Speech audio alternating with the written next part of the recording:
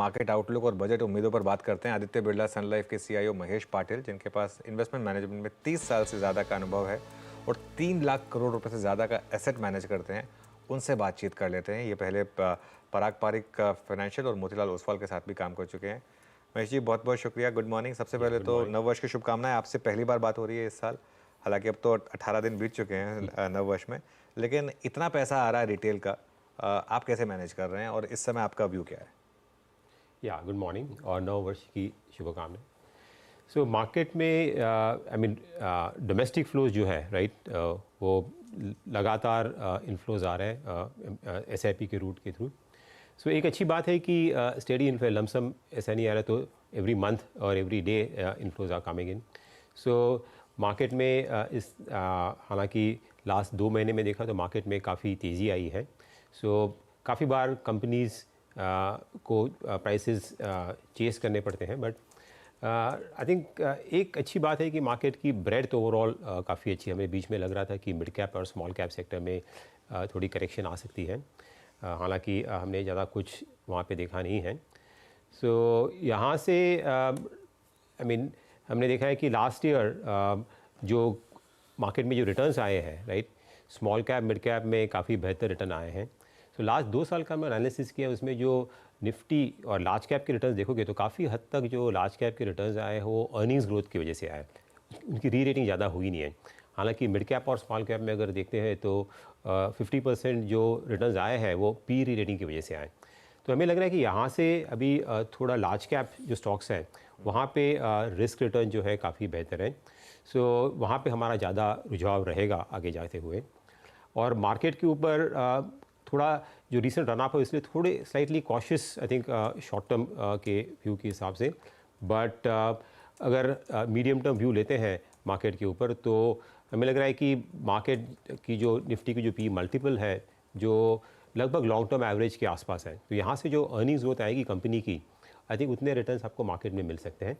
और हमें अभी रिसेंटली हमारा एनुअल आउटलुक भी निकाला था, तो हमें लग रहा है कि यहाँ से नेक्स्ट 2-3 साल के लिए निफ्टी की जो अर्निंग्स ग्रोथ है वो लगभग 12-13% के आसपास वो रेंज में हो सकती है।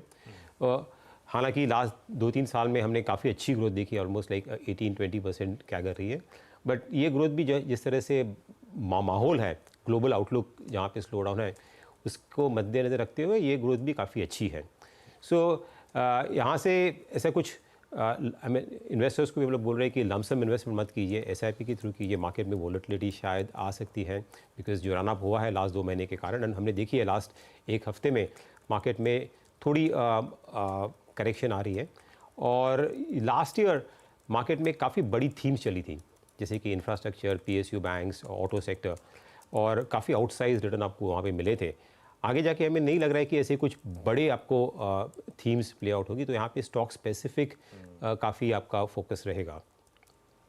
ओके, 2 चीज़ें हैं सर, एक बार आईटी के अर्निंग्स और एक एचडीएफसी बैंक की अर्निंग।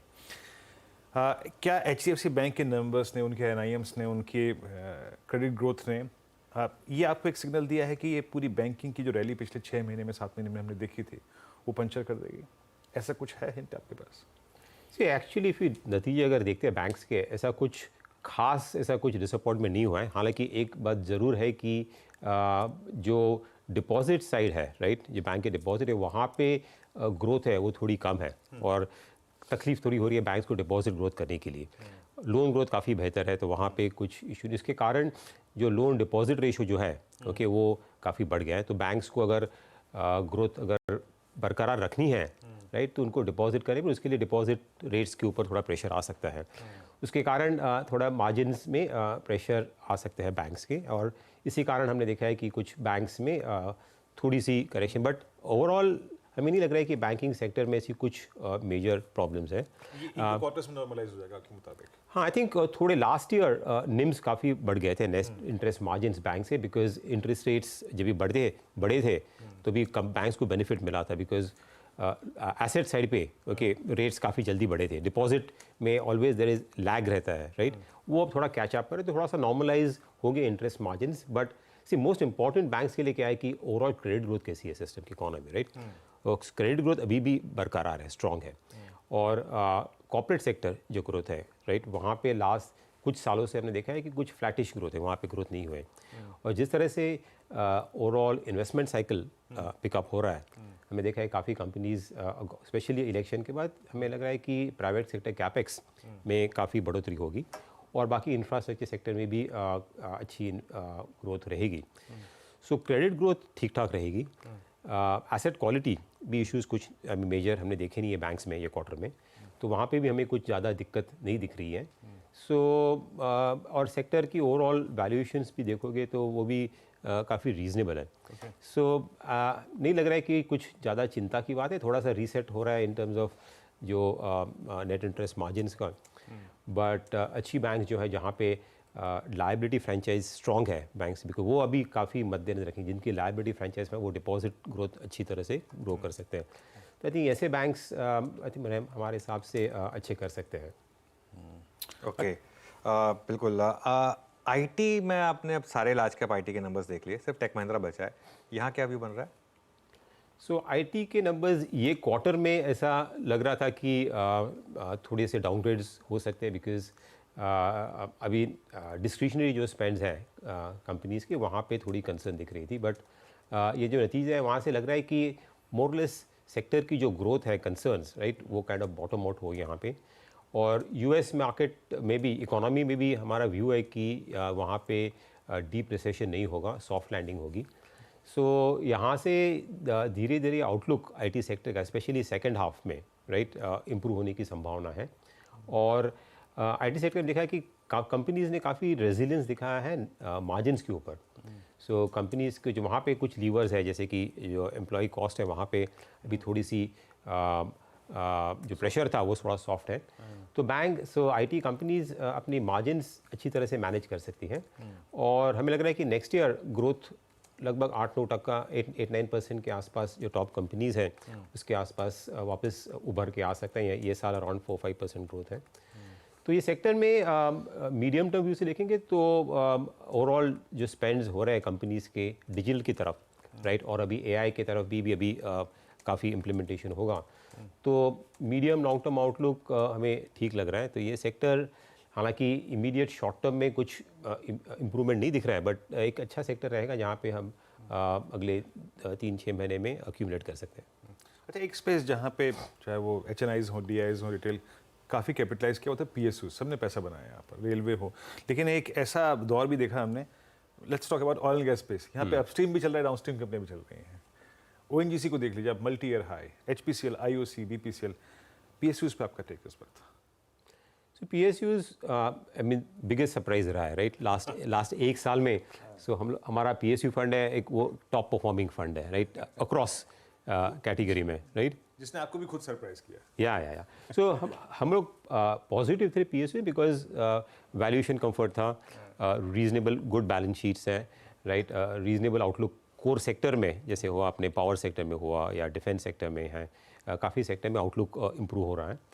और हमने देखिए कि ये कंपनीज़ में काफ़ी री रेटिंग भी हुई है, राइट, पी मल्टीपल्स जो पहले थे, हालांकि अभी भी काफ़ी पीएसयूज रीजनेबल, अगर वैल्यूएशन मार्केट के हिसाब से देखें तो रीजनेबल वैल्यूएशन है वहाँ पे। आगे जाके आई थिंक पीएसयू सेक्टर में एक अच्छी बात हुई है कि काफ़ी पीएसयूज ओके जहाँ पे अभी एक तो गवर्नमेंट की तरफ से फोकस है, बट मैनेजमेंट्स भी काफ़ी अभी they have try to increase, okay, try to improve their whole efficiency, right, और फोकस है कि कैसे ग्रो करें। सो काफ़ी सेक्टर में, जैसे पावर सेक्टर में ग्रोथ आउटलुक वीक था, और बाकी सेक्टर्स में भी जैसे कोल वगैरह सेक्टर में काफ़ी अभी इम्प्रूवमेंट हो रहा है कि कैसे हम लोग एग्जीक्यूशन इम्प्रूव करें बिकॉज एंड ग्रोथ लेके आएँ। सो लग रहा है कि हमें यहाँ से भी ओवरऑल सेक्टर में, जैसे पावर सेक्टर हुआ, जैसे कि oil and gas sector, companies capex कर रही है अभी, राइट, सो वहाँ से भी आपको वॉल्यूम ग्रोथ मिल सकती है। तो यहाँ से अभी भी ठीक ही लग रहा है, राइट, हालांकि जो रीरेटिंग पोटेंशियल था वो काफ़ी हद तक आई थिंक पीएसयूज में प्ले आउट हुआ। अभी यहाँ से अर्निंग्स ग्रोथ जो रहेगी कंपनीज़ की, राइट, उसके आसपास आपको रिटर्न्स मिल सकते हैं। और काफ़ी कंपनीज़ में अभी भी डिविडेंड यील्ड जो है, पे आउट रेशियो, सो एक अच्छी बात हुई पीएसयूज में कि पे आउट जो रेशियो है मिनिमम 30% अभी गवर्नमेंट रखा है, कुछ कंपनीज ज़्यादा भी दे रही है, तो इसके कारण आपको एक डिविडेंड स्ट्रीम भी आ रहा है। सो कैपिटल एलोकेशन जो मिस कभी पहले थोड़ा सा PSUs में प्रॉब्लम था, राइट, सो कैपिटल एलोकेशन अभी काफ़ी इम्प्रूव हो गया है। सो देयर इज अ पे आउट भी आ रहा है, और जिस तरह से कंपनीज के कैपेक्स प्लान है वहाँ पे डिप्लॉयमेंट भी हो रहा है। सो यहाँ से अभी भी ठीक लग रहा है सेक्टर, बट इन्वेस्टर्स को ध्यान में रखना चाहिए कि अभी ज़्यादा बड़े रिटर्न्स जो आपको लास्ट ईयर मिले थे, आपकी थोड़े मॉडरेट एक्सपेक्टेशंस होनी चाहिए। ओके, चलिए बहुत बहुत शुक्रिया आज हमारे साथ जुड़ने के लिए महेश जी, और आपको ऑल द बेस्ट।